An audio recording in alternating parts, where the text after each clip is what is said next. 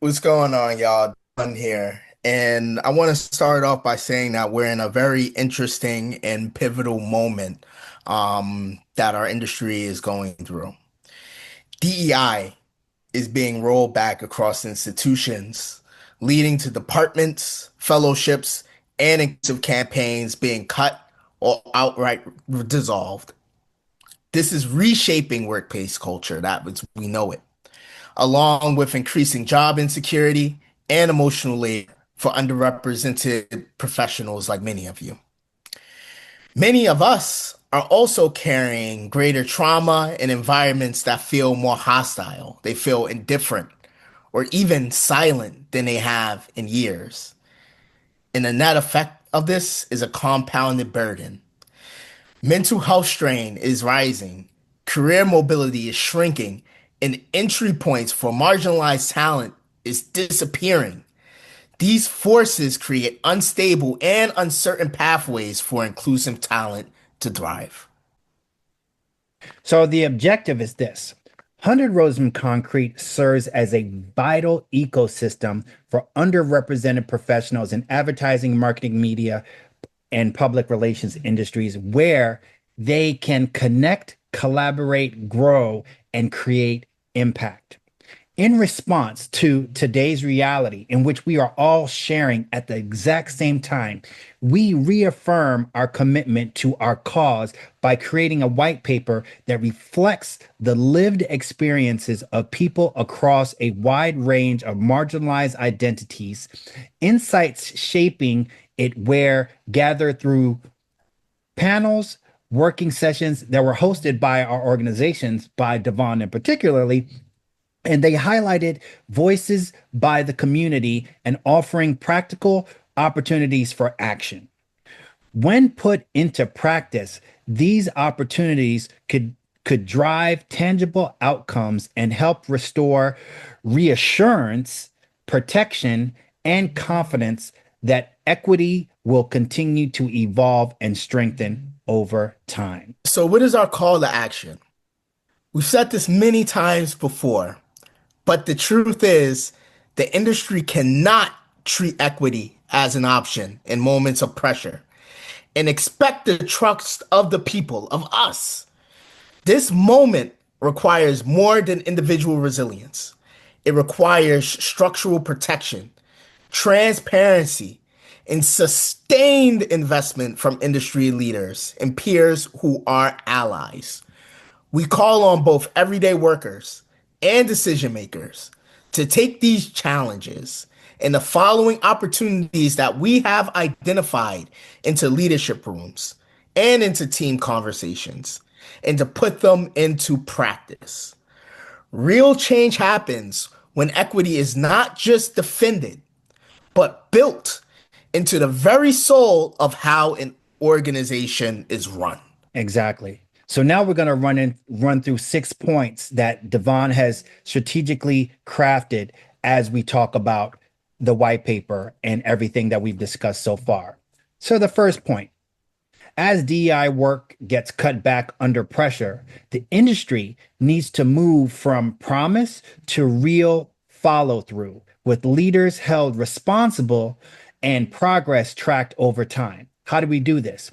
Protect equity work from political or budget swings by committing to multi year funding, share oversight, and ownership with employees from marginalized communities. Tie leadership reviews and incentives to measurable outcomes for marginalized talent, for example, hiring, pay equity, promotion, and retention, and review progress regularly. Point number two, as layoffs and rising costs put many underrepresented workers in survival mode, agencies and brands need clear career paths and real support when people lose roles. We need to make growth paths clear and fair by publishing role expectations and pay bands, holding regular career check-ins so advancement does not depend on favoritism or fit. We also need to commit to creating an equity-centered transition plan for talent when roles are eliminated, including warm introductions to people in the industry, coaching to prepare them, as well as job search support as they find their new home. As AI changes how people get hired and evaluated, companies need clear rules so decisions stay fair, transparent, and reviewed by real humans.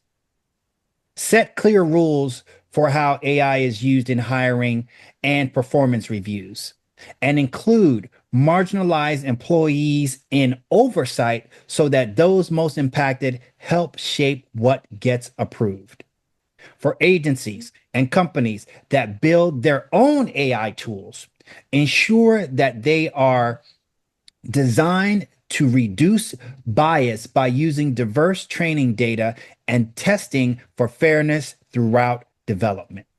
Point four, as people feel less safe at work and stress keeps rising, leaders need to treat mental health as a real priority and put support systems in place for them. They need to treat care as part of equity by funding mental health support for stressors impacting marginalized people and protective time to use it without career penalty. They also need to improve psychological safety training by training managers to recognize bias and harmful behavior, along with setting up pathways to report issues without fear against retaliation. Whew, that's a tough one there. That's a hard one there, Devon. Point Yeah, five, very hard. as diverse talent is often left alone as the one and only, or the only one, companies should hire in groups and build stronger support through mentors and community.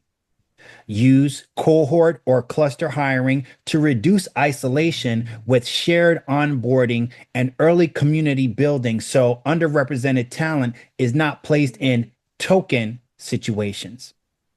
Pair mentorship with sponsorship by expecting leaders at all levels to advocate for marginalized talent in promotion, staffing, and visibility decisions with progress tracked over time. Point six, as people get quieter, speaking up feels risky. Workplaces need clear ways to report problems safely and a shared expectation that everyone helps protect fairness. They need to create protected speak up systems with confidential reporting, clear timelines, along with visible follow throughs so marginalized employees know that issues that they report will be addressed. They also need to make allyship a shared responsibility by training teams to interrupt bias, share opportunity and credit, as well as hold leaders accountable when silence causes them harm.